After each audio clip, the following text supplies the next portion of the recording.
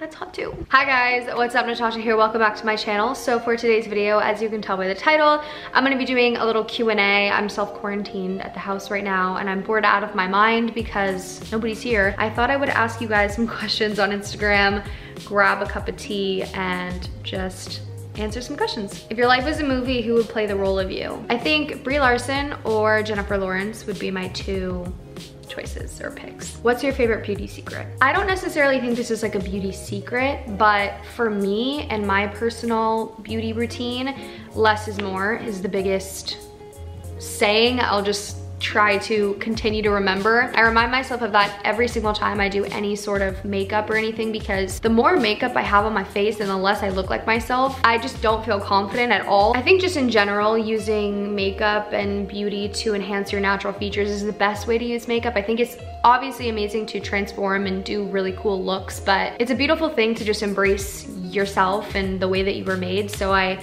am always reminding myself of that when I'm even doing my own makeup or just beauty in general, just to appreciate my features and the way that I was made and not try to change too much, because nobody looks like me and nobody looks like you, and I think that's a very beautiful thing. So definitely less is more. When/how did you learn to drive? So I learned how to drive when I was 15 and a half. In California, you can get your learner's permit when you turn 15 and a half. So I went and got that, and then I got my actual driver's license a couple months after I turned 16. Fun fact, I might have shared this before on my channel, but I'm not sure. When I was actually on the way to take my behind the wheel test for my driver's license, that was when I realized that I needed glasses, was on the drive over. My mom made me drive the car to the DMV, and it was probably maybe like 30 minutes away. A majority of the drive was driven through the canyon, so it was just like a one-lane road. There's no real like street signs to pay attention to or anything like that. When we got onto the main street with stoplights, etc., my mom was just telling me, okay, turn on Hamilton Drive. And when we got to Hamilton Drive, I would just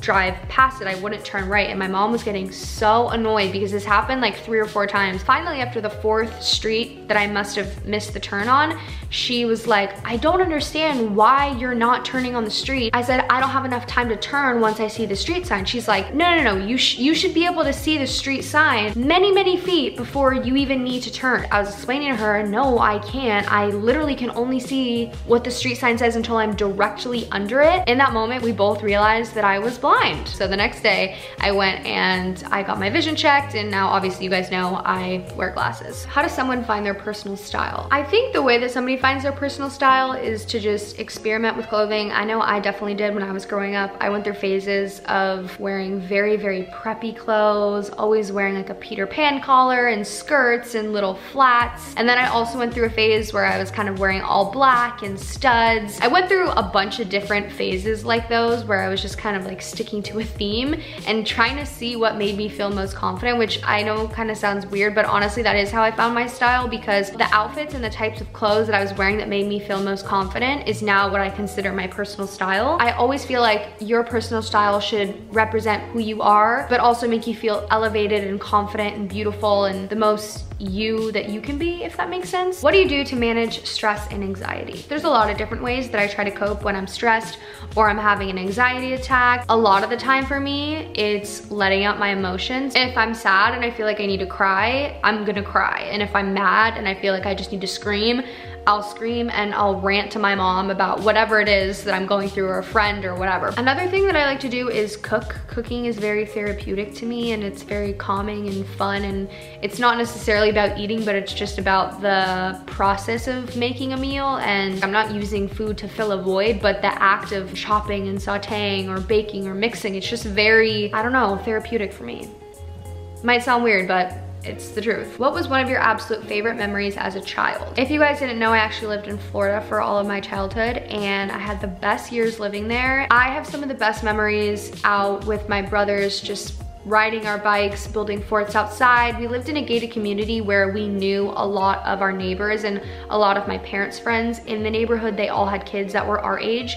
So after school or on the weekends, or especially during summer, we would literally just go knock on everyone's door at their house, see if they were home, if they wanted to come scooter with us or bike with us or go to the clubhouse pool or go to a friend's house. We were always outside, always being active, and I just have the best memories of hanging out with your friends without technology. And I didn't have social media when I was young, so that was just the best. And me and Lev, we reminisce about it a lot and just always talk about how fun it was growing up there. Have you ever ditched school? I have ditched school many times. I was a really good kid in school growing up. Notice how I said kid, not student, because academically I was not exceeding, but just as a human being in school, I was always a rule follower. I had really good relationships with all my teachers, and my senior year, second semester, I was tapped out. So at our high school, you had these requirements that you had to fill to graduate, and basically, if you had filled a majority of them, then by your senior year, you're probably gonna have a few off periods. And I had one off period that was the last period of the day. Mind you, your schedule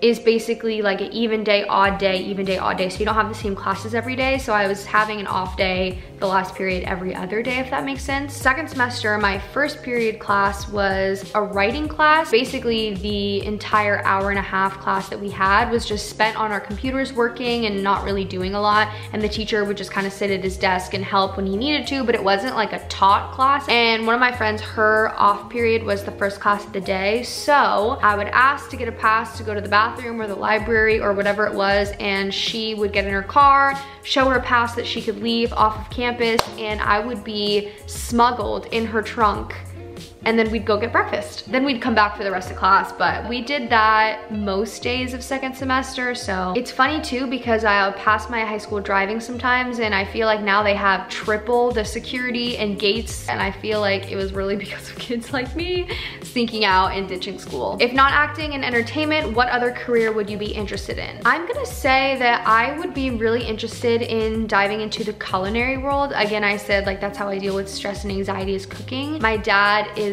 phenomenal in the kitchen, and I've learned so much from him, and not even using recipes, just kind of experimenting with food and finding out what he likes and making all these creations up on his own. And I think a little bit of that passion has like come onto me, and I really enjoy cooking. So I think if I wasn't gonna do anything in the entertainment industry, I think I'd probably want to become a chef maybe, or I don't know, just do something in the culinary world. Do you ever miss out on having a sister? I personally don't feel like I'm missing out on having a sister. I can't really see my family dynamic with another female in the mix. All of us just have such a specific relationship with each other, and if there was another girl, I feel like, I don't know, I honestly can't envision it or see it at all. When I was little, I did want a sister really bad. Actually, when one of my brothers was born, I cried because he was a boy and not a girl. All of my best friends I would consider sisters. We literally act like it all the time. We'll fight like sisters, talk like sisters, just do everything as if we were related. So I don't really feel like I'm missing out, but I guess I won't really ever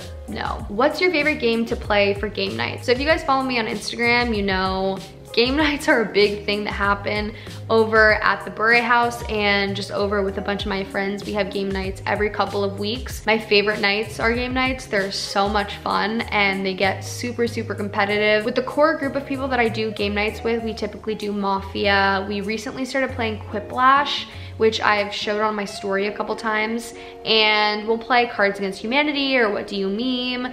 But honestly, any game that we play just gets so out of hand, and it's ridiculously fun. How is your health since the surgery? For those of you guys who have never watched my channel, I got my tonsils removed in October of 2019 for some health reasons, and honestly, I am so thankful that I got them out. I have been sick once or twice even after the surgery, but my immune system just is weak, and it's something I have to build and continue to, you know, take supplements for and things like that. But overall, I haven't been as sick as I normally was, and just my overall health feels a lot better. So I am so thankful that I got the surgery done. How do you keep yourself motivated to eat healthy? I'm finding it so hard. I was actually just talking to my mom about this because 2 weeks ago it was Love's birthday, and we were celebrating kind of like the whole week, just going out to restaurants and eating. I made a cake, we went out for his dinner, and we got pasta and we got pizza, and we were just, I was not eating clean. Even after just like 3 days of eating bad, I just felt so sluggish. My stomach was super bloated. I didn't feel good. Like I literally felt like I just needed to sit in bed all day. My body felt gross. So the motivation for me to eat healthy is that when I eat clean, balanced meals, fresh food, my body feels 10 times better. I have more energy, my mood goes up. Honestly, it's not even about looking a certain way or maintaining a weight or anything like that. It's seriously how my body feels. And that's kind of it, honestly. There's not really a whole lot of motivation to eat clean. I enjoy eating healthy, so for me, it's more of like a lifestyle. I feel like once you start living that type of lifestyle where consistently eating clean and treating your body well, you don't really go back. So that is it for today's Q&A. I hope you guys enjoyed this video, and if you did, please give this video a huge thumbs up and don't forget to subscribe if you haven't already. I hope you guys have an amazing rest of your day, and I'll see you in the next video. Bye guys.